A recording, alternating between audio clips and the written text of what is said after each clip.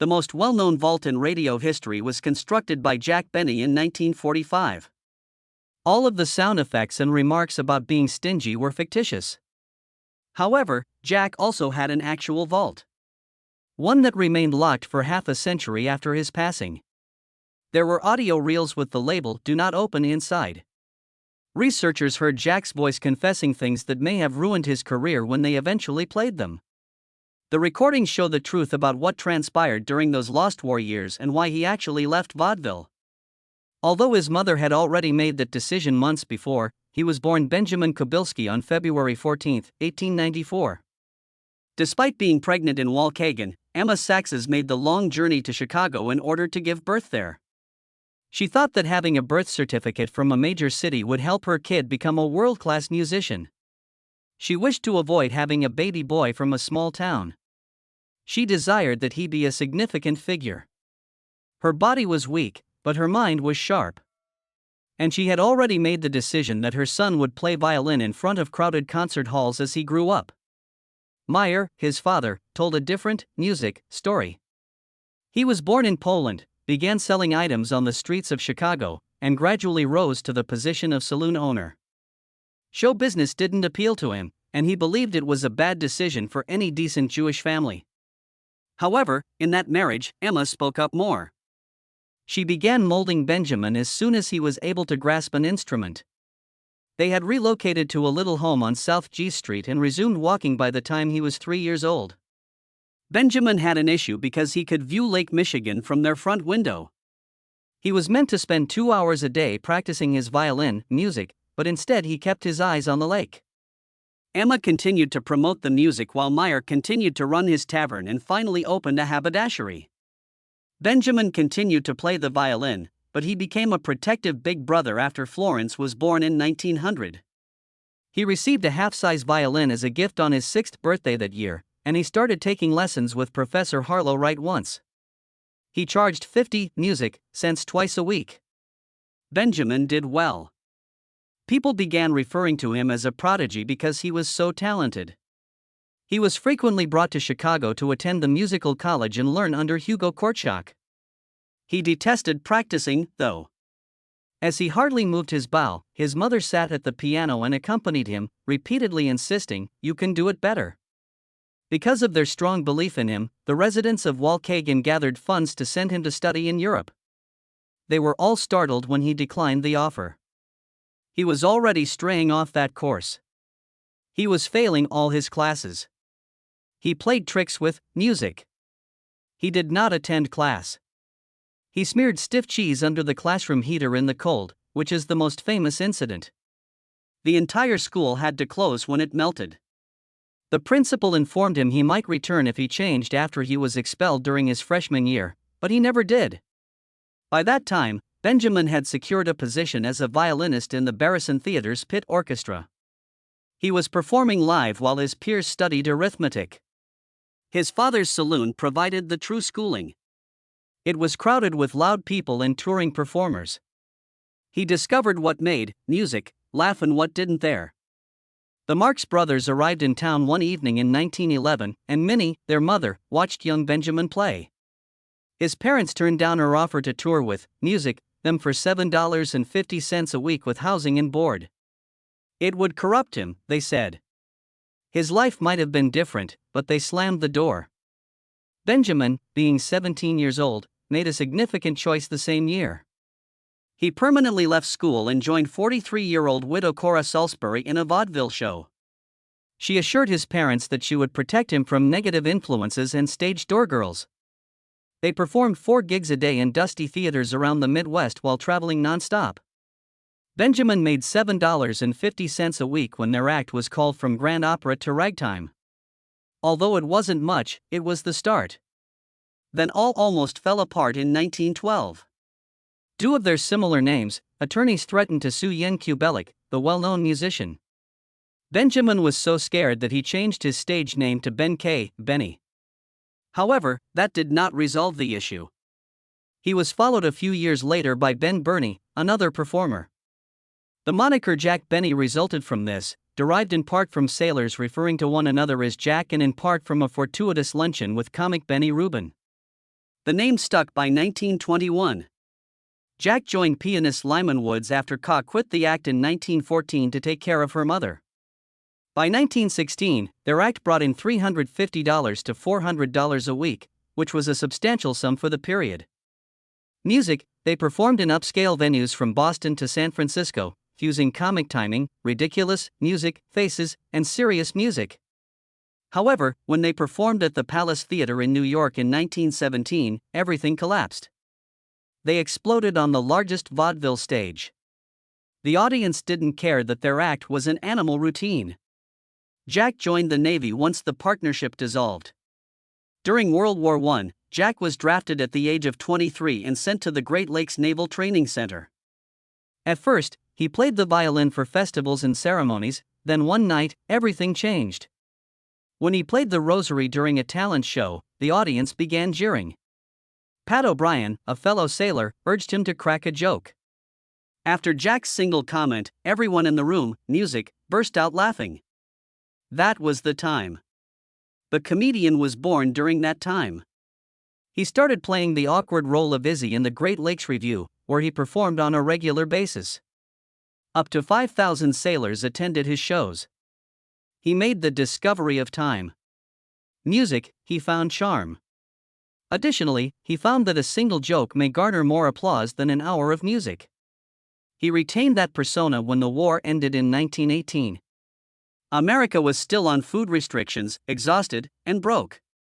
Thus, Jack Benny adopted the frugal, penny-pinching demeanor he had cultivated while serving in the Navy. He began playing the violin and making jokes about being cheap as part of a solo performance called Fiddle Funology. He ridiculed himself. He took counterfeit currency from his coat. The audiences adored it. There was no better time. People could relate to it, therefore they laughed. He was not making fun of them. Among them was him. With Lyman Woods, he rejoined the VA circuit, and music brought in even more money. They reimagined their performance, scheduling second build slots across the nation and fusing music and humor. They performed in big cities and prestigious theaters in Chicago. However, that failure remained with him, and the momentous occasion, the Palace in New York, had already passed. Jack persisted in pushing. He cut the violin down. He made the jokes sharper. And he gradually transformed into something new with a name that was ultimately his. A man who could stand in front of thousands of people, scarcely move his face, music, deliver one sentence, and make everyone double over, not a side act or a poor musician. Jack Benny was 30 years old and had been touring for more than 10 years when he finally made it to Broadway in 1924. The stage was nothing new to him, but this time it was different. Benny's antics were more than just a vaudeville routine. It was his opportunity to try something fresh at last. With his violin in hand, he stood beneath the brilliant lights. However, he wasn't attempting to impress anyone with his talent this time. Even though he had begun playing music at the age of 6 and could genuinely perform well, he purposefully performed just enough poorly to make others laugh. Broadway had never seen that combination of caustic sarcasm, a little song, and a whole deal of confidence before. It was described as fresh by the New York Times. And he had finally decided on Jack Benny after years of alternating between names like Benjamin Kobilski and Ben K. Benny. It worked and stuck. He took a chance in a show called The Great Temptations 2 years later, in 1926. Music, it was audacious, edgy, and somewhat controversial. Once more, he was a witty violinist, but this time he began, music, ad-libbing. 5-minute sketches ended up lasting 15. People adored it. The producers didn't. Benny ignored their pleas for him to follow the script in order to keep the show on track. He exercised the creative control granted to him by his contract. The corporation threatened to replace him because of the heated backstage arguments. He didn't stop, though. He was unable to. Perhaps Broadway began to recognize that Jack Benny was different from the others at that point.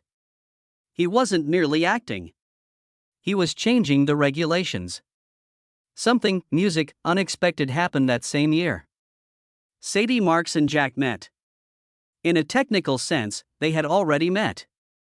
At the age of 30, Jack received an invitation from Zippo Marx to attend a family Passover dinner in Vancouver in 1919 or 1920.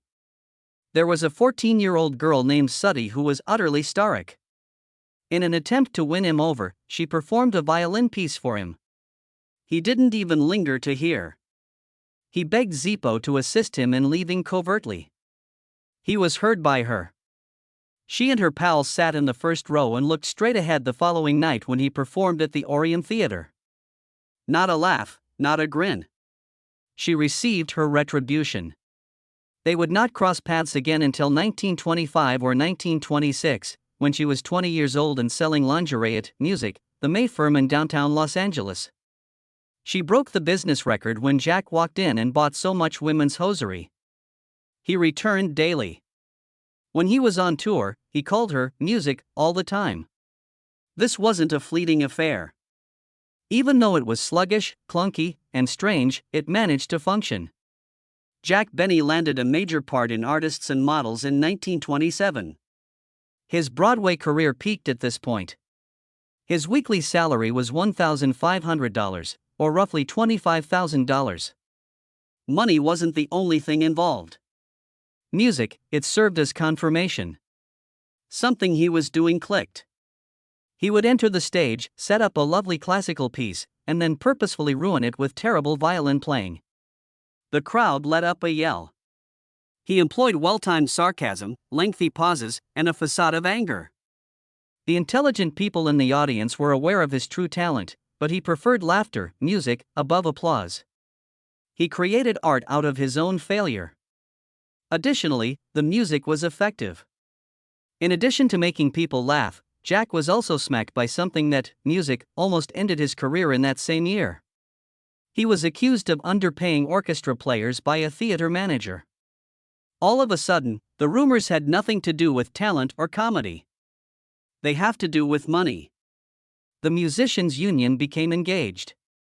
Blacklisting was a threat. His shows were cashed by theater owners. It wasn't good. In order to continue working, Jack had to apologize and pay compensation, Music. However, the harm persisted.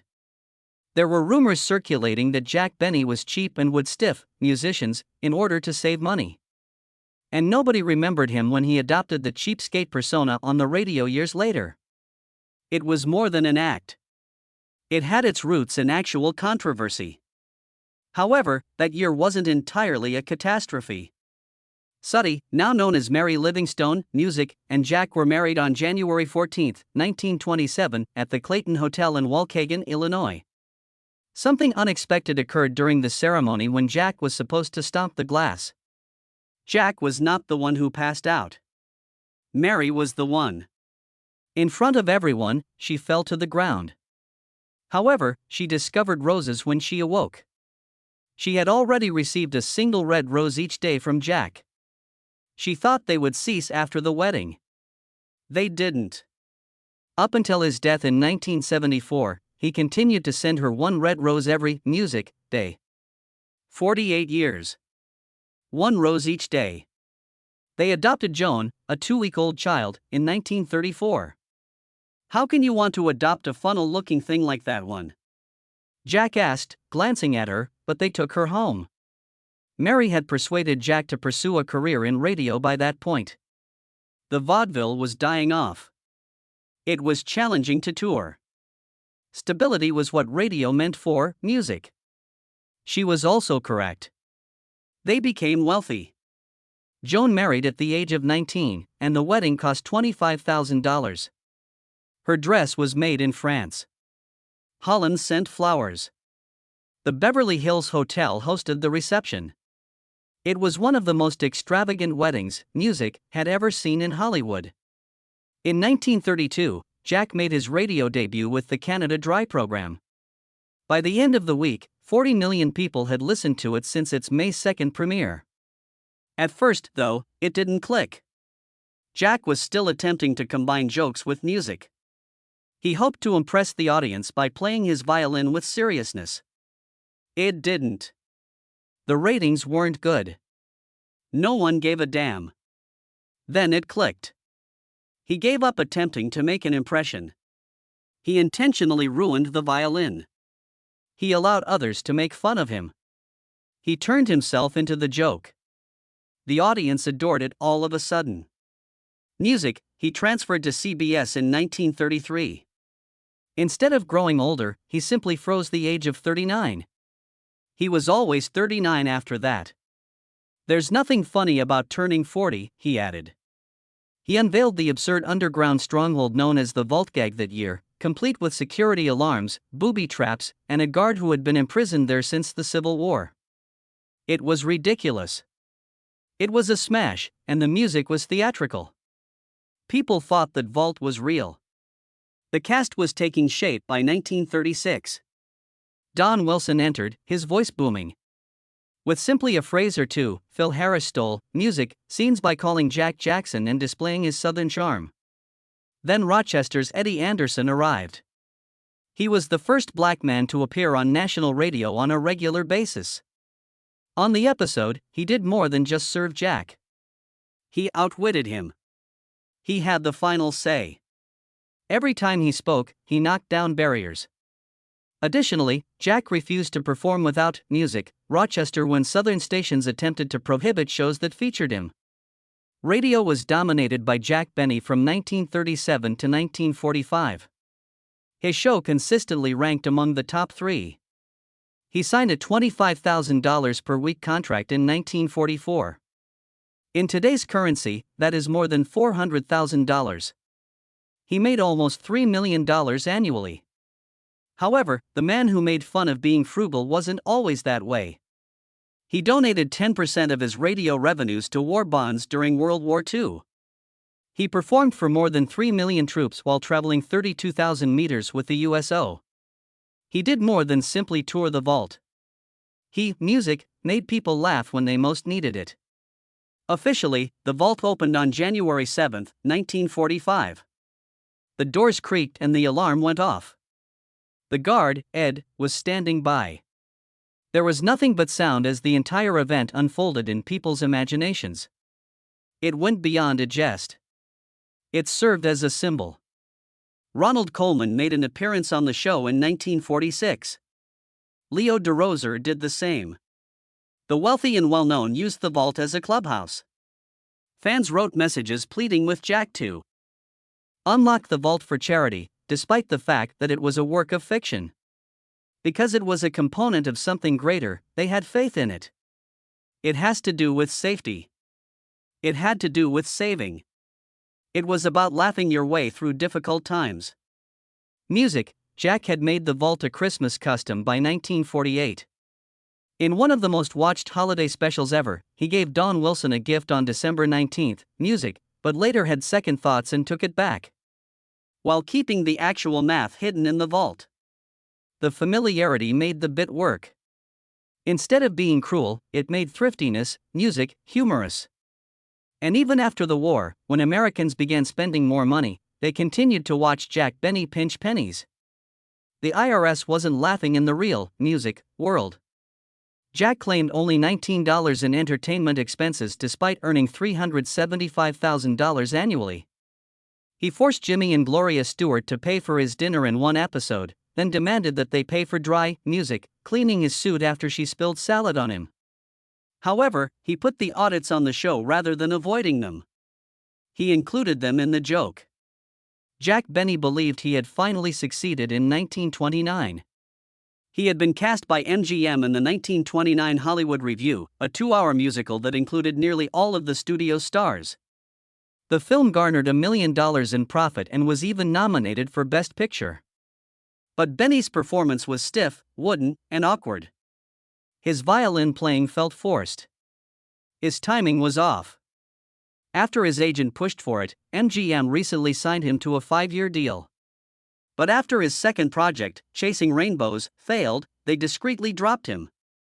Within months, he was back on Broadway, humiliated. That first film role didn't just flop. It influenced how he was perceived by others. Studios started thinking of him as nervous, unsure, and hard to cast. That solitary stumble in 1929 stuck with him for years.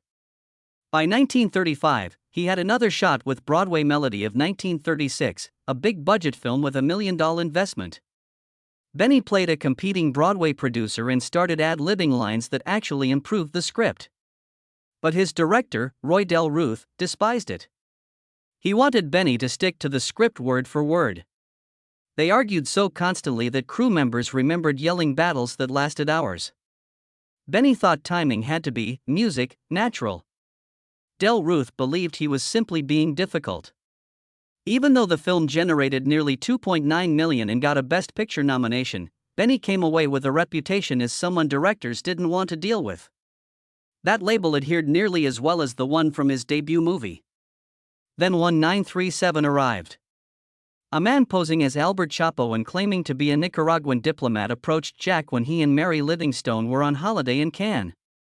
He offered to use his diplomatic immunity to sneak $200 worth of jewelry for Mary past customs. Benny trusted him. He didn't know the man's real identity was Nathan Shapiro and that he was a con artist who'd already served time at Leavenworth. When Benny landed back in New York on August 30th, the fraud crumbled. Chapo had concealed the jewelry on his body. Rosa Baer, his maid, reported him for making anti-Nazi statements. Jack found himself in front of Judge Vincent L. Leal in 1939, fined $10,000 with a suspended 1-year prison sentence. George Burns became involved as well. The judge said, "You must feel very much ashamed of yourself." Benny could hardly say, "I do." In order to cover up his wife Gracie's arm burn scars from childhood, he purchased a $4.85 diamond bracelet for her from Chapo. Burns, music, received a $8,000 fine. His total increased to $17,770 due to legal fees. Both guys could have watched their careers disintegrate, but instead they turned it into comedy. On their radio appearances, they made jokes about their criminal histories and costly errors. Burns even made a joke about reporting to a probation officer. The public loved it. They weren't, music, dropped by sponsors. Their popularity actually skyrocketed. The government awarded $6.14 to Rosber, the maid who revealed the fraud. Jack kept attempting to make movies work. In 1945, he starred in The Horn Blows at Midnight, a fantasy about an angel ordered to destroy Earth. Despite Warner Brothers' $1.8 million investment, the timing was disastrous. President Franklin D. Roosevelt passed away 8 days prior to the movie's premiere. The country was in grief. The last thing anyone wanted was a comedy about the end of the world. The film made only $970,000 and lost, music, $861,000. It was deemed unnecessary and overdone by critics. But Jack didn't run from the calamity. For the next 20 years, he made it a regular joke on his shows. The movie failure became more well-known than it could have been as a success thanks to his self-deprecating humor. In 1950, Benny finally tried something new, television. On October 28, his music CBS debut aired with only 4 shows planned for the inaugural season. He still had his radio contract and wasn't sure how he'd look at age 56 on film. In his first monologue, he even made a joke about ending his own life if the show didn't succeed. But it didn't fail. It burst. By 1952, 20 million people were watching each week. Lucky Strike paid millions in sponsorship. By 1960, the program was airing every week, and Benny rose to prominence on television. He used that platform to attempt new things. Ronald Reagan, the future president, made an appearance in a vault sketch in 1954. It was unusual back then to integrate visitors into a running plot line, but Benny did it. He also embraced young comedians. On November 20, 1955, Johnny Carson appeared and Benny encouraged him, "Keep improving. It won't be long before you'll have your picture on TV Guide." Carson never forgot that. He adopted Benny's expressions, timing, and humor. He went on to become music's longest-running late-night host years later. Jack Benny kept working into the 1960s. The Vault music skits were further developed and transformed into Cold War satire during his final season on NBC, which ran from 1964 to 1965. The Vault had guard plants called Irving, alligator mows, and flamethrowers. Commentary on America's fixation with security was woven throughout these jokes. Carson, music, continued to come to the set. As Benny taught them all the skills he had acquired, their relationship became closer. There was genuine tension on air when the Smothers Brothers refused to adopt his approach at the end of the concert on April 16, 1965. NBC paid a premium to cover the end of something significant because they knew it was happening. Benny did not disappear after retirement. He spoke to the Times during his guest appearances. He hosted a special with Bob Hope and the Beach Boys in 1965. During the Vietnam War, he discussed thrift using his vault gags. He received top cash from CBS Music for one-night performances alone. He was among the most paid comedians in America, even in his 70s. However, there was something he never discussed beneath all of the jokes. He advertised Lucky Strike cigarettes from 1950 to 1964. He marketed the product that would kill him for 15 years. He canceled a show in October 1974 due to vertigo. He was diagnosed with pancreatic cancer in December. It couldn't be operated. He had just a few weeks of music. He continued filming until the very end. Jack Benny passed away on December 26, 1974, at the age of 80. Johnny Carson, Bob Hope, Frank Sinatra, and George Burns were among his last guests. Then an unforeseen event occurred. His $5,052,000 fortune, valued at $35 million today, was disclosed when his will was made public. He possessed a $46,000 rare 1729 Stradivarius violin. In 1985, his mansion in Beverly Hills, which was located across from the Playboy Mansion, sold for $3 million. For decades, the man whom everyone considered to be cheap had been covertly giving. He established $39 trust funds for each newborn born in the city on October 5, 1961, the day his hometown renamed a junior high after him. He made discreet contributions to charitable funds, youth initiatives, orchestras, and music. His stinginess had been a facade. Without notifying anyone, the real Jack Benny gave. He permanently altered comedy. Gary Shandling, Larry David, and Jerry Seinfeld all adopted his style. A show about nothing. A self-playing character. Awkward pauses, ensemble casts, and running gags. Jack completed everything first. His program blended fiction and reality. Broke the fourth wall and demonstrated the subtlety, slowness, and cleverness of comedy. His career spans 63 years, as evidenced by his 3 Walk of Fame stars, 1 for film, 1 for radio, and 1 for television. Letters revealing something else also surfaced after his death. He had secretly backed civil rights initiatives. He provided financial support to Eddie Anderson's devoted television companion, Rochester. Ebony magazine named Anderson one of the top 100 African Americans in 1962. After Anderson passed away in 1977, his house was converted into a refuge and rehabilitation facility called Rochester House. Despite music, Hollywood's insistence to the contrary, their 3 pictures from 1940 to 1941 demonstrated that black actors could attract sizable Southern audiences. And now, in 2025, an odd thing has occurred. The Radio Vault podcast series Lost Episodes is digitizing and releasing Jack Benny's vintage radio scripts. Jokes about the war that were too provocative at the time. His episode from January 7, 1945, was broadcast once again. People are still hearing his vault open for the first time in music today. His timing is still effective. Music, jokes are still funny. And the more we learn, the more the guy behind the myth becomes apparent.